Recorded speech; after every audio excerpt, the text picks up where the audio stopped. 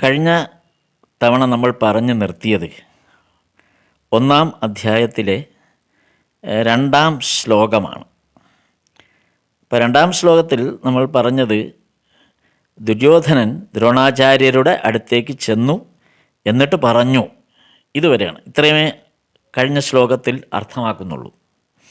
അപ്പോൾ എന്താണ് പറഞ്ഞത് എന്നുള്ളതാണ് ഇനി മൂന്നാം ശ്ലോകത്തിൽ നമ്മൾ കേൾക്കാൻ പോകുന്നത്.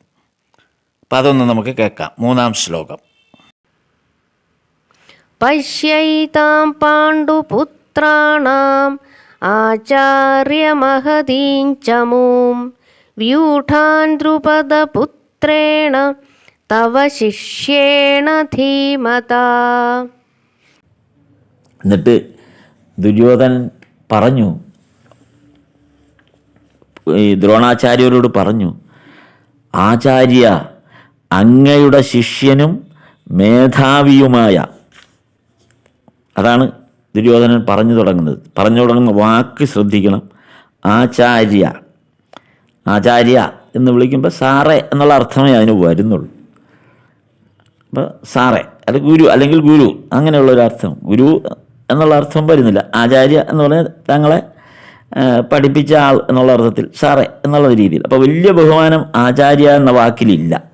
അതാണ് ആ വാക്കിന്, ദുര്യോധനൻ ഉപയോഗിച്ച ആ വാക്കിന് വലിയ ബഹുമാനമൊന്നുമില്ല. ആചാര്യ എന്നാണ് വിളിച്ചത്. കാരണം അടുത്ത് ദുര്യോധനൻ മാറ്റി വിളിക്കുന്നുണ്ട്.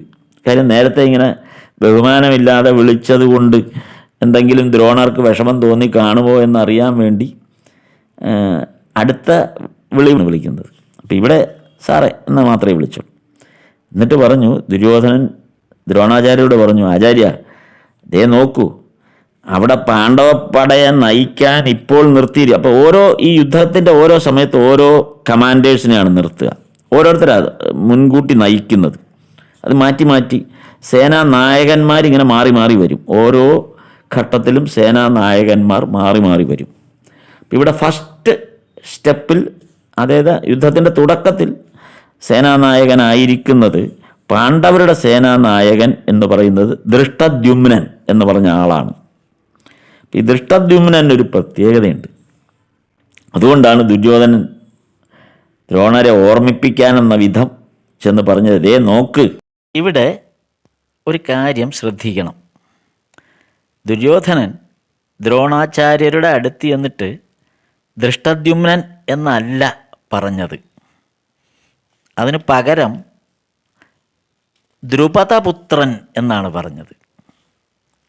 നോക്കൂ, അപ്പോൾ ദ്രുപദപുത്രൻ എന്നാണ് പറഞ്ഞത്, ധൃഷ്ടദ്യുമ്നൻ എന്നല്ല. അപ്പം എന്താണ് ദ്രുപദപുത്രൻ എന്ന് പറയാനുള്ളൊരു കാരണം? അതായത് അതൊരു പഴയ കഥയുണ്ട്.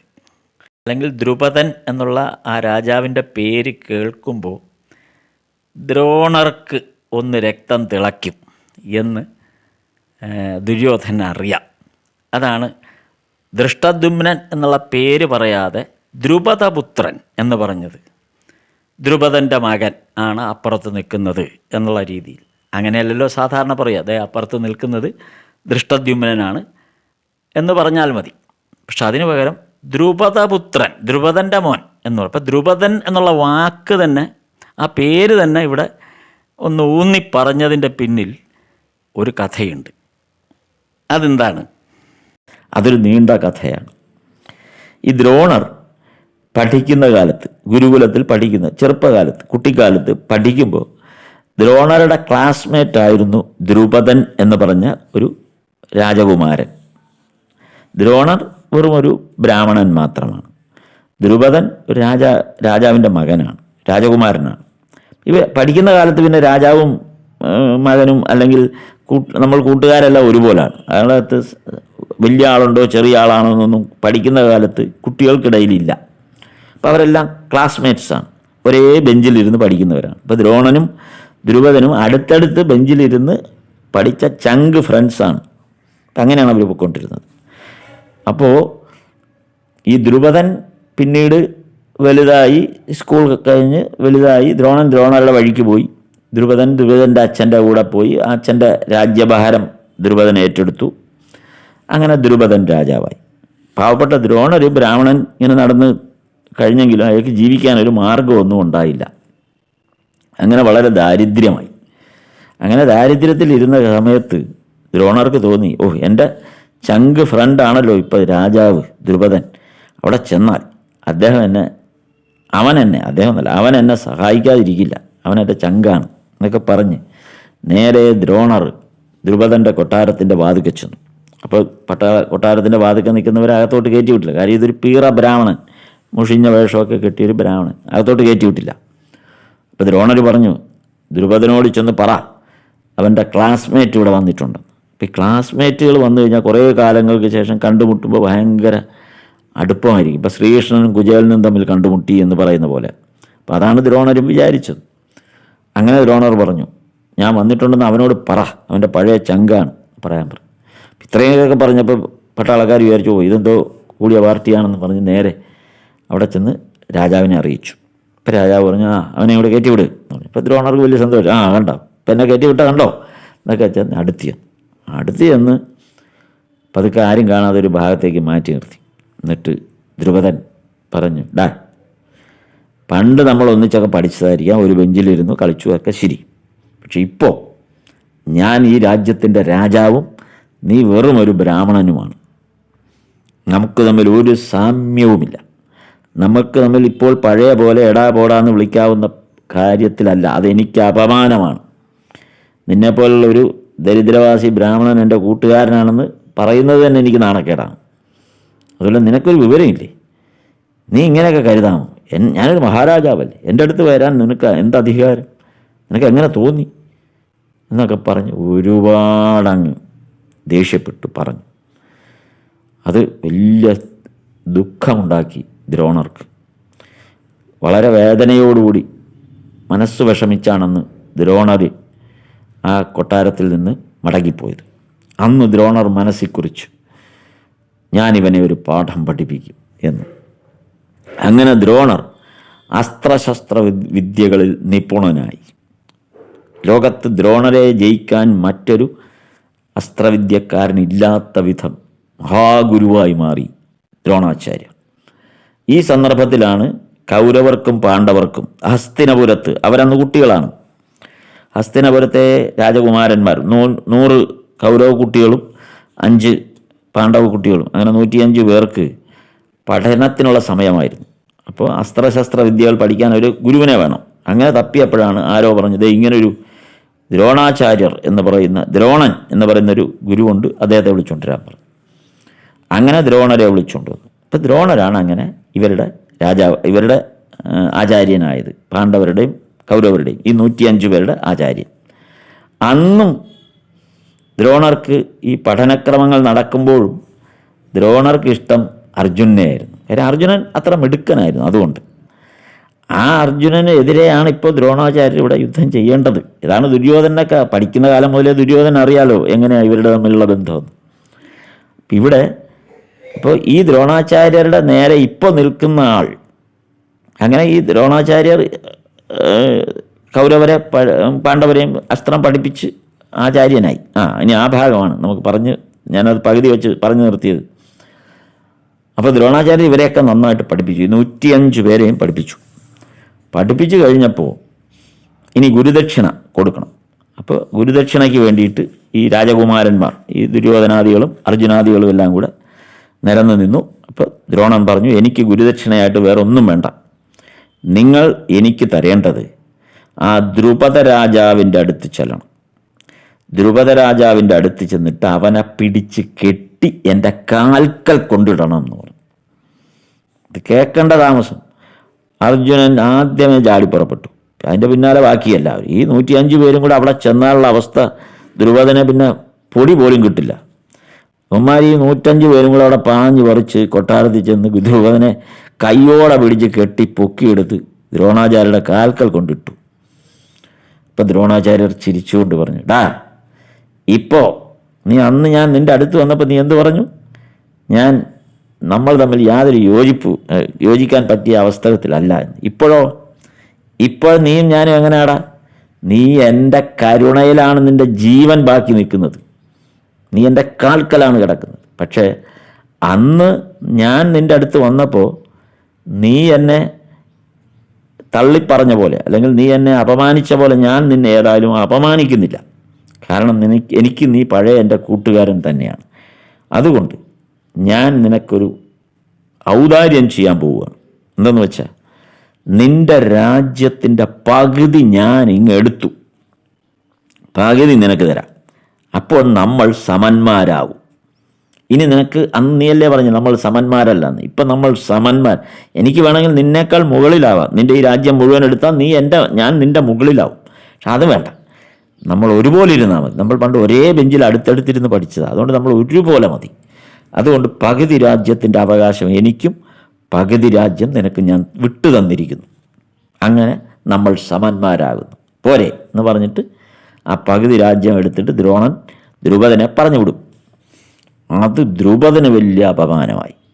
അന്ന് മുതൽ ദ്രുപദൻ മനസ്സിൽ കൊണ്ട് നടക്കുന്നതാണ് ഈ ദ്രോണനെ എവിടെയെങ്കിലും വെച്ച് പൂട്ടും എന്ന്. അങ്ങനെ ദ്രുപദനൊരു മകനുണ്ടാകുന്നതാണ് ദൃഷ്ടദ്യുമ്നൻ. ഇപ്പോൾ ദ്രുപദൻ മകനുണ്ടായപ്പോൾ ദൃഷ്ടദ്യുമ്നനെ ഒരു വില്ലാളി വീരനാക്കി വളർത്തണമെന്ന് ആഗ്രഹിച്ചു. പക്ഷെ ഒരു കുഴപ്പം, ദ്രോണർക്കെതിരെ നിൽക്കണമെങ്കിൽ ദ്രോണരിൽ നിന്ന് പഠിച്ചാലേ പറ്റുള്ളൂ. അല്ലാതെ ലോകത്ത് എവിടെ പോയി ഏത് യൂണിവേഴ്സിറ്റിയിൽ പോയി പഠിച്ചാലും ദ്രോണരെ തൊടാൻ പറ്റില്ല. അപ്പം ദ്രോണരെ പൂട്ടണമെങ്കിൽ ദ്രോണരിൽ നിന്ന് തന്നെ പഠിക്കണം വിദ്യകൾ. അങ്ങനെ ദൃഷ്ടദ്യുമ്നൻ ദ്രോണരുടെ അടുത്ത് വരിക പഠിക്കാനായിട്ട്. ഇപ്പോൾ പണ്ട് കാലത്തൊരു പ്രശ്നമുണ്ട്. ഏതെങ്കിലും ഒരു ശിഷ്യൻ ഗുരുവിൻ്റെ അടുത്ത് വന്നിട്ട് എന്നെ പഠിപ്പിക്കണമെന്ന് പറഞ്ഞാൽ തള്ളിക്കളയാൻ പറ്റില്ല. ഏകലവ്യനെ തള്ളിക്കളഞ്ഞതാണ്. അതും ദ്രോണരാണ് ചെയ്തത്. ഏകലവ്യനെ തള്ളിക്കളഞ്ഞു. അപ്പോൾ ആ ഏകലവ്യനെ തള്ളിക്കളഞ്ഞ് ഏകലവ്യനെ ഒറ്റയ്ക്ക് പോയി പഠിച്ച കഥ നമുക്കറിയാം. അപ്പം എന്ന് പറഞ്ഞ പോലെ ഇവിടെ ആ ഒരു രീതിയില്ല. എന്തായാലും ദ്രോണർ ദ്രുപദനോട് പറഞ്ഞു, പ്രത്യേകിച്ച് രാജകുമാരന്മാർ വന്ന് ചോദിച്ചാൽ തള്ളിക്കളയാൻ പറ്റില്ല. ഏകലവ്യൻ രാജാവായിരുന്നില്ല, ഒരു വളരെ താഴ്ന്ന ഒരു കാട്ടുജാതിക്കാരനായിരുന്നു. പക്ഷെ ഇവിടെ ചോദിക്കുന്ന ഒരു രാജകുമാരനാണ്, അപ്പോൾ തള്ളിക്കളയാൻ പറ്റില്ല. അപ്പം ദൃഷ്ടദ്യുമ്നനോട് പറഞ്ഞു, ശരി, നിന്നെ ഞാൻ പഠിപ്പിക്കാം. പക്ഷേ എനിക്കറിയാം നീ എന്തിനാണ് എൻ്റെ അടുത്ത് പഠിക്കാൻ വന്നത് എന്ന്. നീയായിരിക്കും എന്നെ കൊല്ലുക, അതെനിക്ക് മുൻകൂട്ടി അറിയാം. പക്ഷേ ഈ അപേക്ഷ എനിക്ക് തള്ളിക്കളയാൻ പറ്റില്ല. അതുകൊണ്ട് ഞാൻ നിന്നെ പഠിപ്പിക്കാം എന്ന് പറഞ്ഞാണ്, മുൻകൂട്ടി അറിഞ്ഞുകൊണ്ട് തന്നെയാണ് ദ്രോണൻ ദൃഷ്ടദ്യുമ്നനെ ആയോധന കല പഠിപ്പിക്കുന്നത്. ഇത് ദുര്യോധനറിയാം ഇങ്ങനൊരു പഠനം നടന്നിട്ടുണ്ടെന്നുള്ളത്. അതുകൊണ്ടാണ് ദുര്യോധനൻ ചെന്ന് ദ്രോണാചാര്യരുടെ അടുത്ത് യുദ്ധം തുടങ്ങുമ്പോൾ തന്നെ ദ്രോണാചാര്യരുടെ അടുത്ത് ചെന്ന് പറഞ്ഞത്, ദേ അപ്പുറത്ത് നിൽക്കുന്നത് നിങ്ങളെ കൊല്ലാൻ തയ്യാറായി നിൽക്കുന്ന നിങ്ങൾ പഠിപ്പിച്ച ദൃഷ്ടദ്യുമ്നനാണ്. മാത്രമല്ല ദൃഷ്ടദ്യുമ്നൻ നിങ്ങളെ കൊല്ലുകയും ചെയ്യും, ഉറപ്പാണ്. കാര്യം അത് നടക്കേണ്ട കാര്യമാണെന്ന് മുൻകൂട്ടി ദ്രോണാചാര്യർക്ക് അറിയാം. അപ്പോൾ എതിരെ നിൽക്കുന്ന, താൻ കൊല്ലപ്പെടുമെന്ന് ഉറപ്പോടുകൂടി നിൽക്കുന്ന ഒരു ദ്രോണാചാര്യരെയാണ് നമ്മൾ കാണുന്നത്. കൊല്ലുന്നയാൾ മുന്നിലതാ നിൽക്കുന്നു. ഇതൊക്കെ മുൻകൂട്ടി നിശ്ചയിക്കപ്പെട്ടതാണ്. അപ്പോൾ ആ യുദ്ധത്തിൻ്റെ ഒരു പ്രത്യേകത എന്താണെന്ന് ആലോചിച്ചു. ഇതറിയാവുന്ന ദുര്യോധനാണ് ഉള്ളിൽ വേവലാതിയുണ്ട്. കാര്യം തൻ്റെ സേനയിൽപ്പെട്ട ഏറ്റവും പ്രബലനായ ആൾ പോലും കൊല്ലപ്പെടുമെന്ന് ഉറപ്പായി. അതാണ് ഈ യുദ്ധത്തിൻ്റെ പ്രത്യേകതയായിട്ട് നമ്മൾ കാണേണ്ടത്. ഈ കൗരവ പാണ്ഡവ യുദ്ധത്തിൻ്റെ പ്രത്യേകത അതാണ്. കാര്യം ഇതിൻ്റെ ഫൈനൽ സ്റ്റേജ് എന്താണെന്നുള്ള എല്ലാവർക്കും അറിയാം. അറിഞ്ഞുകൊണ്ടാണ് എല്ലാവരും യുദ്ധം ചെയ്യുന്നത്. അതാണ് ഇതിൻ്റെ ഏറ്റവും. ഈ 18 ദിവസം കൊണ്ട്, ഈ യുദ്ധം 18 ദിവസം കൊണ്ട് നടക്കുമെന്നും ഈ 18 ദിവസം കൊണ്ട് എന്ത് സംഭവിക്കുമെന്നും എല്ലാവർക്കും അറിയാം. എല്ലാവരും എന്ന് പറഞ്ഞാൽ ഈ പ്രമുഖരായ എല്ലാവർക്കും അറിയാം. അങ്ങനെ മുൻകൂട്ടി അറിയാവുന്ന ഒരു യുദ്ധമാണ് ഈ കൗരവ പാണ്ഡവ യുദ്ധം എന്ന് ഉള്ളതാണ് ഈ യുദ്ധത്തിൻ്റെ ഏറ്റവും വലിയ പ്രത്യേകത. എന്തായാലും അങ്ങനെ ദുഷ്ടദ്യുമ്നനാണ് അപ്പുറത്ത് നിൽക്കുന്നതെന്ന് ദ്രോണരെ ദുര്യോധനൻ ഓർമ്മിപ്പിച്ചു എന്നാണ് സഞ്ജയൻ ധൃതരാഷ്ട്രരോട് പറയുന്നതാണിത്. അല്ലാതെ ഒരിക്കലും ദുര്യോധനൻ ഈ ഭഗവത്ഗീതയിൽ നേരിട്ട് വരുന്നതേയില്ല. ഭഗവത്ഗീതയിൽ നേരിട്ട് വരുന്നത് 4 പേർ മാത്രമാണ്. ഒന്ന് ധൃതരാഷ്ട്രർ, അതൊരിക്കൽ മാത്രം. പിന്നെ സഞ്ജയനാണ്. പ്രധാനമായും 2 പേർ കൃഷ്ണനും അർജുനനുമാണ്. അങ്ങനെ 4 പേരേ ഇതിലുള്ളൂ. പക്ഷേ ഇതിനകത്ത് ദുര്യോധനൻ പറഞ്ഞു എന്ന് തേർഡ് പേഴ്സൺ ആയിട്ട് ഇതിൽ അവതരിപ്പിക്കുന്നതാണ് ആദ്യഘട്ടത്തിൽ സഞ്ജയൻ. അതാണ് ഈ പറഞ്ഞ കാര്യം. അങ്ങനെയാണ് ഈ യുദ്ധം തുടക്കത്തിൽ സഞ്ജയൻ ധൃതരാഷ്ട്രോട് പറയുന്നതാണ് ഇത്. ദുര്യോധനൻ എന്തൊക്കെയാണ് ഇനി പറയുന്നത് എന്ന് അടുത്ത ശ്ലോകത്തിൽ നമുക്ക് കേൾക്കാം. അടുത്ത 3 ശ്ലോകം ഒന്നിച്ചാണ് നമ്മളിനി അർത്ഥം പറയുക. കാരണം അത് എതിർപക്ഷത്ത് നിൽക്കുന്ന ആ പാണ്ഡവ സൈന്യത്തെക്കുറിച്ച് ദുര്യോധനൻ പറയുന്നതാണ്. അതിനകത്തും ചില രസകരമായ കഥകളുണ്ട്. മാത്രമല്ല ചില കൊളുത്തു വച്ച സംസാരങ്ങളൊക്കെ ഉണ്ട് ദുര്യോധനന്. അതൊക്കെ രസകരമാണ് ഇതിനകത്ത്. അത് നമുക്ക് അടുത്ത തവണ കേൾക്കാം. അപ്പോൾ നേരത്തെ പറഞ്ഞ പോലെ നിങ്ങൾ ഈ ചാനൽ സബ്സ്ക്രൈബ് ചെയ്തിട്ടില്ലെങ്കിൽ അത് ചെയ്യുക. ഈ ഭഗവത്ഗീത അതിൻ്റെ കഥാരൂപത്തിൽ ആണ് നമ്മളിവിടെ അവതരിപ്പിക്കുന്നത്. ആ ഗീതയുടെ അർത്ഥ തലങ്ങളിലേക്കോ അതിൻ്റെ ആഴങ്ങളിലേക്കോ അല്ല പോകുന്നത്, അതിൻ്റെ ആധ്യാത്മികമായ ആഴങ്ങളിലേക്കല്ല പോകുന്നത്. അത് ഈ കേൾക്കുന്നവർ ഈ കഥയെ ഉൾക്കൊണ്ടുകൊണ്ട് പിന്നീട് വിശദമായ പഠനത്തിന് തയ്യാറാവുകയാണെങ്കിൽ അത് ആ കഥകൾ മനസ്സിലാക്കേണ്ടതാണ്. ഗീത എത്ര ആഴത്തിലെത്തിയാലും നമ്മൾ അതിങ്ങനെ ഒരു വലിയ സാഗരം പോലെയാണ്, വലിയൊരു സമ്പത്താണത്. അത് പഠിക്കേണ്ടത് നമ്മൾ ഓരോരുത്തരുടെയും കടമയാണ്. അത് ഒരു പുരോഗതിയിലേക്ക് നമ്മെ നയിക്കുന്ന ഒരു വലിയ കൃതി കൂടിയാണിത്. അതത് പഠിച്ചു പോകുമ്പോഴാണ് നമുക്കത് മനസ്സിലാകുക. അതിൻ്റെ അർത്ഥതലങ്ങൾ മനസ്സിലാക്കി പോകുമ്പോഴാണ് നമ്മളത് മനസ്സിലാക്കുക. പലപ്പോഴും ഗീത പലതരം വിമർശനങ്ങൾക്ക് വിധേയമാകുന്നുണ്ട്. അത് കുഴപ്പമില്ല, അതൊക്കെ ഗീത അത് സ്വീകരിക്കും. ആ വിമർശനങ്ങൾ ഗീതാകാരൻ സ്വീകരിക്കുന്നുണ്ട്, അതുകൊണ്ട് അത് കുഴപ്പമില്ല.